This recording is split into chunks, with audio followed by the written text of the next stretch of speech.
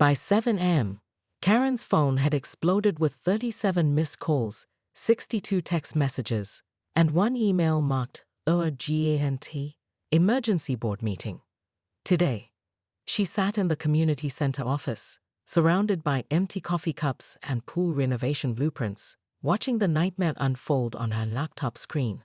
Someone had already posted Marcus's video to the Willowbrook community Facebook page with the caption, "Your AOL president, ladies and gentlemen." The comments were brutal. Finally caught Karen breaking her own precious rules. Maybe now she'll stop being such a Nazi about pool hours. Is she living in the community center? That's not legal, is it? But it was her daughter Emma's text that made her hands shake. "Mom, saw the video. Please call me. I'm worried about you." Karen set the phone aside and focused on damage control. She'd weathered HOA controversies before. The Great Mailbox Color Debate of 2023, the parking space war that lasted 6 months, the infamous gnome incident that split the community in half. She could handle this. The emergency board meeting convened at noon in the community center's main room. All 5 board members attended, along with Marcus Chen and approximately 30 residents who'd apparently cleared their Saturday schedules for the entertainment. "Before we begin," Karen announced, standing at the head of the conference table, "I want to address the video circulating on social media." Board Treasurer Helen Vasquez didn't look up from her legal pad. "The video showing you illegally using community facilities after hours. I was conducting a safety inspection." Karen repeated her lie from the night before. "The pool filtration system has been malfunctioning, and I needed to test the water quality during off-peak hours to get accurate readings." Marcus Chen raised his hand from the back of the room. "Where's your testing equipment, Karen? All I saw was you floating around in stolen swim trunks." Nervous laughter rippled through the crowd. Karen felt her cheeks burn but maintained eye contact with the board.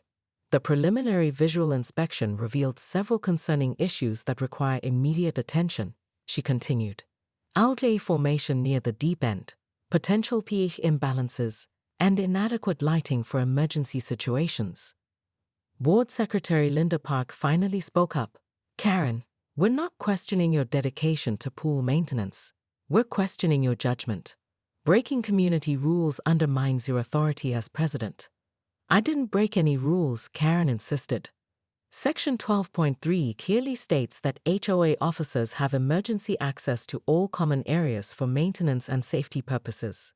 "Emergency access doesn't include recreational swimming," said board member Tom Bradley. "Half the community saw you doing the backstroke, Karen." The crowd murmured agreement. Karen felt the room shifting against her, but she pressed forward. She'd built her reputation on never backing down, never admitting weakness. "My inspection methods are irrelevant," she said. "What matters is that I discovered serious safety violations that could expose this community to liability issues. If someone gets injured because we ignored pool maintenance, the lawsuits alone could bankrupt our HOA." It was a good argument, and Karen saw a few board members exchange uncertain glances. Fear of lawsuits was the one thing that united all HOA boards. Karen sat in her Honda Civic in the community center parking lot, watching through the windows as the board meeting continued without her. 39 years old, unemployed since David's medical bills forced her early retirement, and now effectively homeless. The irony wasn't lost on her that the woman who'd spent 3 years enforcing housing standards had nowhere legal to sleep tonight. Her phone buzzed with another call from Emma. She'd been ignoring her daughter's attempts to reach her for weeks, always claiming HOA business was too urgent to pause for family conversations. Now, with nothing but time and a car that needed gas money she didn't have, Karen finally answered. "Mom, thank God. I've been trying to reach you for hours." "I saw the video," Karen said, cutting straight to the point. "I suppose you called to lecture me about boundaries and self-care, just like your father used to." "Actually, I called to say I'm proud of you." Karen nearly dropped the phone. "What? You went swimming, Mom? At midnight? In stolen swim trunks? It's the most spontaneous thing you've done since Dad died." Tears stung Karen's eyes. She'd expected judgment, disappointment, maybe an intervention. Pride wasn't on her radar. "Emma, I've made a complete mess of everything. The board suspended me. I'm essentially homeless. And that video makes me look like I've lost my mind. Have you? Emma asked gently. Lost your mind, I mean. Karen considered the question seriously. 6 months ago, she would have dismissed it immediately. Tonight, she wasn't so sure. I think I lost myself, she said finally. Somewhere between Dad's funeral and this morning, I forgot who I was supposed to be. You're supposed to be my mom, Emma said. Not the HOA president, not Dad's memory keeper, not the community enforcer. Just my mom. The words broke something loose in Karen's chest. She'd been so focused on preserving David's legacy that she'd forgotten about the life he'd wanted her to live. He'd never wanted her to sacrifice everything for a pool renovation. He'd wanted her to swim in it. I don't know how to be just your mom anymore, Karen admitted. I don't even know where I'm supposed to live. You could start by coming home. Home is. Karen paused. Where was home? The community center office? The house she'd sold to pay medical bills? The pool where she'd finally felt peace for 30 minutes? Home is where your family is, Emma said. And right now, that's my apartment in Austin. I've got a couch, terrible coffee, and absolutely no HOA drama. Interested? Karen looked back at the community center, where board members were probably dividing up her responsibilities and discussing legal action. 3 years of her life, reduced to an emergency agenda item. What about Dad's pool renovation, she asked. What about it? Mom, Dad wanted you to be happy. The pool was just a pool. Just a pool. Karen had turned it into a monument, a mission, a reason to avoid grieving. But David had been a simple man with simple dreams. He'd wanted a nice place for his neighbors to swim. He'd never intended for it to consume his widow's life. I'll think about it, Karen said. Think fast. According to Facebook, Marcus Chen is organizing a vote to permanently remove you from the board. Meetings tomorrow night. Karen's stomach clenched. They can't do that without proper notice and… Mom, stop. Do you really want to fight this? But Marcus Chen wasn't finished. Speaking of safety violations, Karen, how long have you been living in the community center office? The room went dead silent. Karen felt 35 pairs of eyes focused on her, waiting for an answer she couldn't give without destroying everything she'd worked for. That's a baseless accusation, she said carefully. Is it? Marcus stood up, pulling out his phone. Because I've got photos of you leaving the community center at 6 a.m. for the past week, and residents have reported seeing lights on in the office all night. Helen Vasquez looked up from her legal pad. Karen, are you actually living here? I work long hours, Karen said. The pool renovation project requires. Answer the question, Tom Bradley interrupted. Are you using community property as your personal residence? Karen looked around the room, searching for friendly faces. She found none. Even the residents who usually supported her looked concerned, embarrassed, or angry. The weight of their disappointments settled on her shoulders like a lead blanket. I've been staying here occasionally, she admitted, when board business requires extended hours. That's illegal, Linda Park said quietly. Community centers aren't zoned for residential use. We could lose our insurance coverage. Not to mention, it's a massive conflict of interest, Helen added. You're essentially stealing utilities and using HOA funds for personal housing. The accusations hit like physical blows. Karen gripped the edge of the conference table, trying to steady herself as the room spun slightly. When had she become the villain in her own story? I never intended, she started. Intention doesn't matter, Marcus interrupted.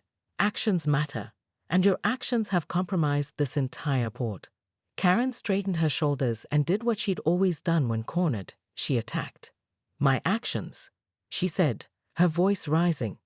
I've dedicated 3 years of my life to this community. I've attended every board meeting, answered every complaint call, and spent countless unpaid hours ensuring property values remain high. And this is how you repay me. By believing gossip and social media videos from someone who's opposed every improvement I've proposed. She pointed at Marcus. He's been sabotaging the pool renovation from day one because he can't stand that I won't back down to his bullying tactics. Karen, Helen said softly, maybe you should take a break. Get some rest. Let the board handle things for a while. Take a break. Karen laughed, but it sounded hollow even to her own ears.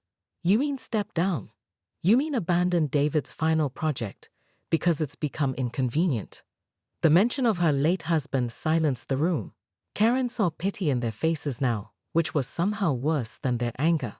The pool renovation will happen, she continued, her voice steady despite the tremor in her hands. With or without this board's support, I won't let David's memory be dismissed because of one video taken out of context. She gathered her papers and walked toward the door, trying to maintain dignity even as her world crumbled around her. Where are you going? Linda called after her. Karen paused at the threshold to find an attorney. If this board wants to remove me as president, they'll need to follow proper procedures. And I promise you, I know those procedures better than anyone. But as she stepped into the hallway, Karen heard Helen Vasquez say something that made her blood run cold. Emergency vote. All in favor of suspending Karen Whitmore's presidential duties, pending investigation. The motion passed 4-0. Karen Whitmore stood waist-deep in the Willowbrook Community Pool at 12:47 am, wearing her late husband's oversized swim trunks and a desperate expression.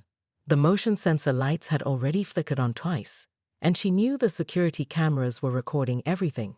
But for the first time in 3 years as HOA president, she didn't care about the rules. The chlorinated water felt like liquid freedom against her skin as she floated on her back, staring at stars she'd forgotten existed above the perpetual glow of her laptop screen. Tomorrow morning, she'd have to explain this to the board. Tonight, she just wanted to feel human again. Her moment of peace chattered when the pool gate clanged open. Well, look what the cat dragged in. Karen's stomach dropped as she recognized the voice. Marcus Chen, her biggest HOA nemesis, stood silhouetted in the doorway with his phone already recording. The same Marcus who'd been fighting her pool renovation proposal for 6 months. The same Marcus who'd called her a power-hungry dictator at last week's board meeting. The pool is closed after 10 p.m., Karen said, treading water while trying to maintain some dignity. You're trespassing. Marcus laughed, stepping closer to the pool's edge. Says the woman doing synchronized swimming in stolen swim trunks. Those belong to Jim Martinez from 42B, by the way. I saw him hanging them on his patio yesterday. Heat flushed Karen's cheeks. She'd grabbed the first swimwear she could find from the community lost and found. But Marcus always noticed everything. It was his superpower and her curse. I'm conducting a late-night safety inspection, she lied, swimming toward the shallow end. Someone reported suspicious activity. At midnight? In swimwear? Marcus's phone camera followed her movement. Face it, Karen, you finally cracked. The accusation stung because it was true. 3 years of back-to-back board meetings, neighbor complaints, and 20-hour workdays had finally caught up with her. The pool renovation, her husband David's last wish before cancer took him, had become her obsession. She'd alienated friends, ignored her daughter's calls, and turned into exactly the kind of HOA president she'd once mocked. But admitting weakness to Marcus Chen, never. Turn off that camera, Karen demanded, reaching the pool steps. Or I'll cite you for harassment under Section 4.2 of the Community Guidelines. You mean the guidelines you violated about 12 different ways tonight? Marcus lowered his phone, but didn't stop recording. Breaking and entering, theft of community property, misuse of pool facilities after hours. I have keys. Karen interrupted, climbing out of the pool. Water dripped from Jim Martinez's swim trunks, creating puddles that reflected the security lights. I'm the HOA president. I can inspect common areas whenever necessary. Necessary? Marcus stepped closer, and Karen caught a whiff of his cologne mixed with something else. Alcohol. Karen, when's the last time you went home? Your car's been in the visitor parking for 3 days straight. The observation hit harder than his accusations. She couldn't remember her last home-cooked meal or full night's sleep. The HOA office had become her refuge, her obsession, her prison. That's none of your business, she said, grabbing a pool towel from the equipment shed. And if you post that video anywhere, I'll sue you for invasion of privacy.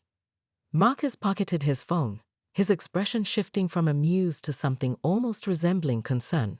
"Look, I know we've had our differences about the pool renovation, but this isn't healthy. You're living in the community center office, aren't you?" Karen wrapped the towel around herself like armor. She wanted to deny it, but what was the point?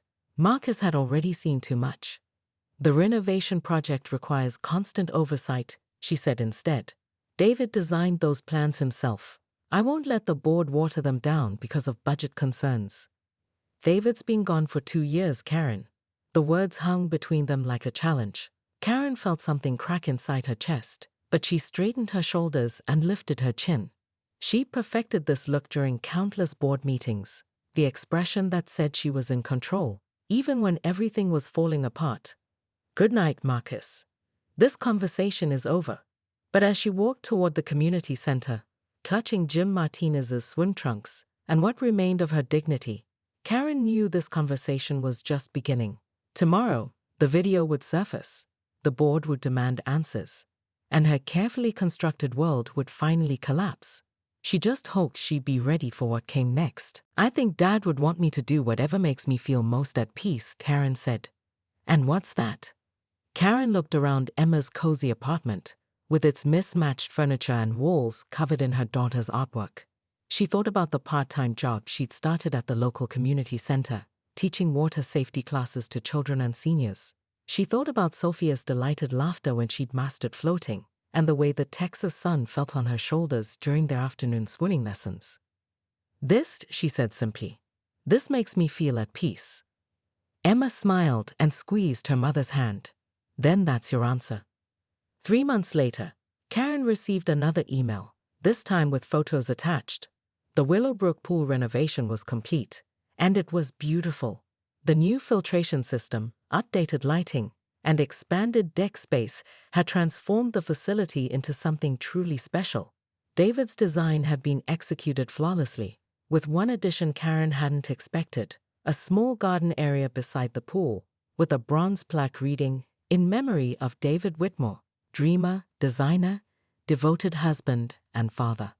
But it was the final photo that made Karen's eyes water. The pool was full of families, children learning to swim, teenagers hanging out with friends, elderly residents doing water aerobics, and neighbors who'd been on opposite sides of every HOA controversy, now sharing the same beautiful space. David's vision had never been about perfect pool maintenance or following regulations to the letter. It had been about bringing people together, creating a place where community could flourish. And somehow, despite all her mistakes and obsessive control, that vision had finally come to life.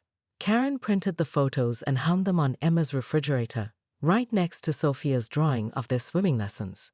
2 different pools, 2 different communities, but the same underlying truth. Sometimes the most beautiful things happen when you stop trying to control every detail and just trust the process. Her phone buzzed with a text from an unknown number. "Mrs. Whitmore, this is Sophia's mom. She told me you used to be in charge of a swimming pool before you moved here. Our apartment complex is looking for someone to help organize swimming lessons and pool events. Interested? Sophia says you're the best swimming teacher in the world." Karen smiled and typed back, "Very interested. When can we talk?" She'd found her way back to pools and community involvement, but this time as a teacher instead of an enforcer, a collaborator instead of a controller. The water had taught her to float, and now she was teaching others to trust it too. Some endings, Karen realized, were really just new beginnings in disguise. 6 weeks later, Karen stood in the shallow end of Emma's apartment complex pool in Austin, teaching her 4-year-old neighbor Sophia how to float on her back. The Texas sun was brutal, but the water felt perfect, and for the first time in years, Karen was exactly where she belonged. "Don't be scared," she told Sophia, supporting the little girl's shoulders as she practiced relaxing into the water. "The water wants to hold you up. You just have to trust it." "Like swimming magic?" Sophia asked, her dark eyes wide with wonder. "Exactly like magic." Emma sat at a poolside table, laptop open, working on her graphic design portfolio while keeping one eye on the swimming lesson. She'd been working remotely since Karen arrived, claiming she needed the flexibility to help with her mother's recovery program. Karen suspected it was really just an excuse to spend time together, which made it even more precious. "Mom," Emma called out, "you've got an email from Marcus Chen." Karen's stomach tightened reflexively. Even though she'd officially resigned from the Willowbrook HOA board the day after her suspension, old habits died hard. "What does he want now?" she asked, still supporting Sophia as the little girl practiced floating. "Actually, it's not what I expected," Emma said, reading from the screen. "He's asking for David's pool renovation plans." Karen nearly let go of Sophia in surprise. "He what?" Apparently the new board voted to move forward with the renovation project. They want to use Dad's original design as the foundation, but they need the technical specifications. Sophia giggled as Karen's momentary distraction caused her to bob in the water. "Miss Karen, you're not holding me steady." "Sorry, sweetheart," Karen said, refocusing on the lesson, but her mind was racing. The board had spent 6 months fighting her on the renovation, citing budget concerns and unnecessary luxury. Why the sudden change of heart? "There's more," Emma continued. "Marcus says they've secured additional funding through a special assessment, and they want to dedicate the renovated pool to Dad's memory. They're asking permission to install a small memorial plaque." The irony was staggering. Karen had fought tooth and nail for this project, alienated half the community, and nearly destroyed herself trying to make it happen. Now, 6 weeks after her dramatic exit, the board was implementing everything she proposed. "Do you want me to respond?" Emma asked. Karen helped Sophia practice a few more floats before answering. The little girl was getting more confident, relaxing into the water instead of fighting it. There was a lesson there, Karen realized. "Tell him yes," she said finally. "The plans are in the file box in your closet. He can have them. That's it. No conditions, no demands to be consulted on the project." "It was never really my project," Karen admitted. "It was David's vision. If they want to honor his memory, that's what matters." Sophia had graduated to floating independently, her small body trusting the water to support her. "Look, Miss Karen, I'm doing the magic." "You absolutely are," Karen said, beaming with pride. "You're a natural swimmer." As the afternoon wore on, Karen found herself thinking about trust and letting go. For 3 years, she tried to control every aspect of the pool renovation, convinced that loosening her grip meant dishonoring David's memory. But watching Sophia learn to float, Karen understood that sometimes holding on too tightly was exactly what prevented magic from happening. That evening, Emma forwarded Marcus's response. "Thank you for the plans. The board also wanted me to express their appreciation for your years of service to the community. The pool renovation wouldn't be possible without your initial advocacy and detailed preparation. We hope you'll consider attending the dedication ceremony when the project is complete." Karen read the message twice, looking for hidden sarcasm or passive-aggressive undertones. She found none. It seemed Marcus Chen, her greatest HOA adversary, was genuinely extending an olive branch. "Are you going to go?" Emma asked, curling up on the couch next to her mother. "I don't know," Karen said honestly. "Part of me wants to see the finished product, but another part of me thinks I need to let them have this victory without my ghost hovering over everything." "What would Dad want you to do?" Karen considered the question seriously. David had been a peacemaker, always looking for ways to bring people together instead of driving them apart. He would probably want her to attend the ceremony, shake hands with Marcus, and celebrate the community achievement. But David had also wanted her to prioritize her own happiness. And right now, happiness looked like floating in a different pool, teaching a little girl to trust the water, and building a new life that wasn't defined by committee meetings and community guidelines. The question hung in the air like chlorine vapor. Did she want to fight? For 3 years, fighting had been her default response to everything. Fight the board's budget concerns. Fight Marcus's opposition. Fight her own grief by staying too busy to feel it. But she was tired. Bone deep, soul-crushing tired. "No," she said quietly. "I don't want to fight anymore." "Good, because I looked up the legal requirements for HOA removal procedures, and Marcus is right. You've violated enough community guidelines to justify immediate termination." You researched HOA law for me. Someone had to. You taught me to be thorough, remember? Karen laughed despite everything. Emma had inherited David's gentle humor and Karen's stubborn attention to detail. She was going to be fine in life, with or without her mother's constant worry. There's something else, Emma continued. I called the community center this morning, before the video went viral. I wanted to surprise you with a visit next weekend, but Linda Park told me you'd been working 18-hour days and sleeping in the office. That's when I knew things were bad. You were coming to visit? I've been trying to visit for months, Mom. Every time I called, you were too busy with board business to make plans. The admission hit harder than Marcus's accusations or the board's suspension. She'd been so focused on honoring David's memory that she'd neglected the living reminder of their love. I'm sorry, Karen said. I'm so sorry. I know. Dad would be furious, you know. Not about the pool renovation, but about you forgetting to take care of yourself. Karen wiped her eyes with the back of her hand. He always said I had a tendency to martyr myself for causes. Smart man. So what's it going to be? Are you going to keep martyring yourself for a community that just voted you out? Or are you going to pack a bag and come see your daughter? Through the community center windows, Karen could see the board meeting breaking up. Marcus Chen was shaking hands with Helen Vasquez, probably already planning his campaign for HOA president. The pool renovation would die in committee. David's plans would gather dust in some filing cabinet, and life would go on without her. The realization should have devastated her. Instead, it felt like freedom. I'll need to pick up a few things from the office, Karen said, and return Jim Martinez's swim trunks. Oh God, those weren't even yours? Lost and found. I was desperate. Emma's laughter was infectious. For the first time in months, Karen felt like laughing too. Pack light, Emma said. We're going shopping when you get here. New clothes, new haircut, new life. Consider it a post-HOA detox program. Karen started her car and drove toward the community center for the last time as president. She had keys to return, personal items to collect, and a resignation letter to write. But for the first time since David's death, she also had somewhere to go. As she walked past the pool, Karen noticed the water was crystal clear under the afternoon sun.